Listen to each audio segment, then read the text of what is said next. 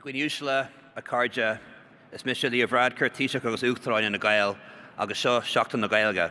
Tá áthas orm bheith seo in Bucharest inniu agus tá sé iontach a bheith le chéile arís. There's no need to adjust your translation. That is the Irish language, or in Gaelic, the way of saying it's great to join you again today. Irish is an official language of the European Union, and it's proof positive that the European Union is a place where national identities and diversity are protected and allowed to thrive. This is my fourth Congress as party president. I attended my first in Berlin as vice president of the Youth of the European People's Party almost 25 years ago.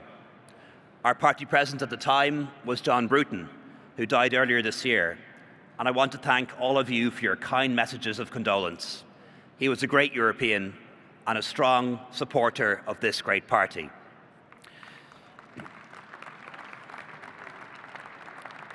It's also great to be here as one of 12 heads of state or government, many more than we had at our last Congress.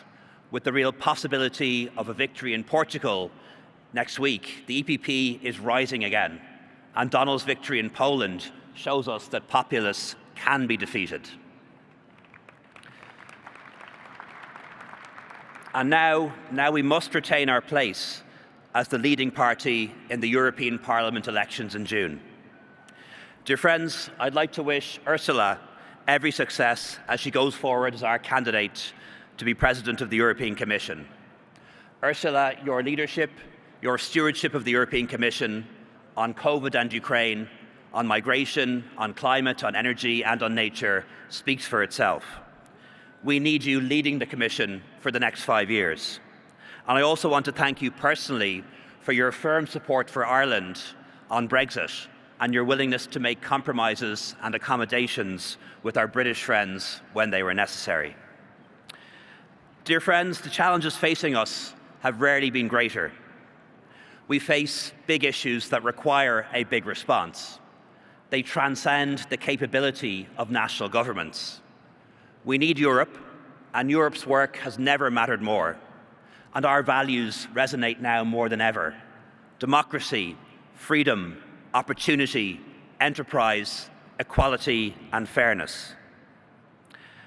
I firmly believe that improved terms and conditions for workers go hand in hand with employment growth and help us to recruit and retain the skilled staff we need for the economy of the 21st century. In Ireland, we've made great strides in building a real social market economy, an EPP value, which says that work should pay and enterprise should be awarded. Sick pay, improved family leave, halving the cost of childcare and pension reform. These are some of the reforms we're introducing. And wages have never been higher, and we've never had more employment. Colleagues, the single market is one of the best achievements in Europe, but it's also an unfinished project with unfinished potential. We in the EPP can ensure that the EU does more over the next 5 years to promote growth, entrepreneurship and innovation, particularly among our SMEs, and also to unleash the potential of the single market and the Capital Markets Union. That requires state intervention, but also restraint from the state when needed to ensure there is a level playing field and proper competition. And our trade policy must encompass a fair deal for farmers, for fishers and for food producers. And the budget for the next Common Agricultural Policy needs to be a bigger one with a separate fund for nature. The EPP should always be the party for Europe's farmers. Colleagues, we live in a time of turmoil in our world. We were all horrified by the indiscriminate and brutal attacks by Hamas on the 7th of October.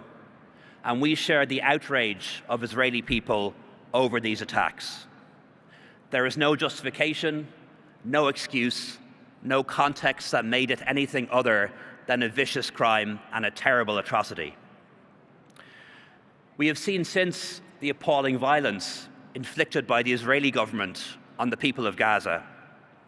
Palestinian civilians are not responsible for the crimes of Hamas and should not be subject to a collective punishment. We need a ceasefire. so food and medicine can get into Gaza, and the immediate release of all the hostages. We also need the European Union to engage in the fight for a permanent peace between Israel and Palestine and Arab countries. We as Europeans have a duty to try to bring this conflict to an end and bring peace to the Holy Land.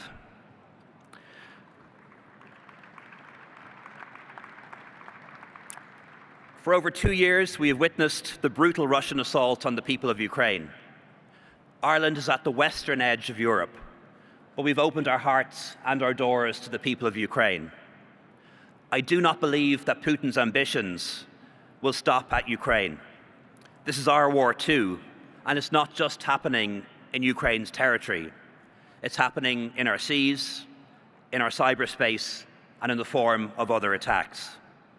As one of my forebears, Sean Lemass, said, "A Europe worth building is a Europe worth defending," and we should do so by developing PESCO and European defence in particular, and also increasing our budgets for international development. The EPP's message from here must be that we stand by Ukraine for as long as it takes. And our message to Putin and the Kremlin is that Russia cannot win this war. And we will do more to help Ukraine in the coming months and years. And that involves military assistance, finance, humanitarian and political support. The people in Ukraine are fighting and sacrificing their lives for our European values, fighting for democracy, liberty, and the rule of law.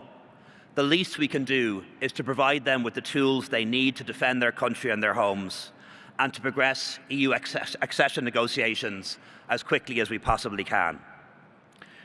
We are the EPP. We stand for democracy, we stand for freedom, we stand by Ukraine, we stand for Europe. Thank you very much.